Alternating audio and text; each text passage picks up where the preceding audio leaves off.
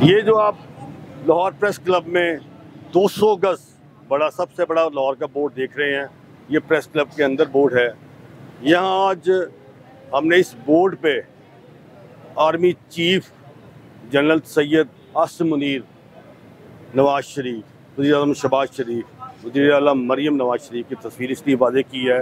लाहौर का या पूरे पाकिस्तान का मीडिया ये बताना चाहता है, ये जो भारतीय मीडिया कुत्ते की तरह भौंक रहा है, हम उन्हें बताना चाहते हैं कि पाकिस्तान का पूरा मीडिया अपनी अफवाज पाकिस्तान के साथ खड़ा है, अपनी पाकिस्तान एयरफोर्स के साथ खड़ा है, अपनी पाकिस्तान नेवी के साथ खड़ा है, अपनी हुकूमत के साथ खड़ा है।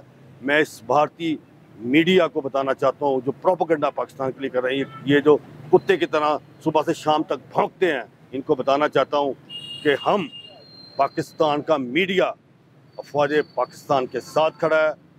पाकिस्तान पाइंदाबाद, फ़ौज पाकिस्तान जिंदाबाद, पाकिस्तान पाइंदाबाद।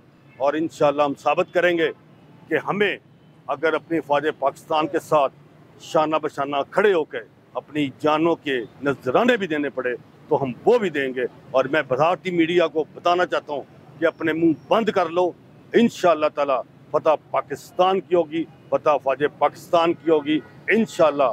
पाकिस्तान पाइंदाबाद।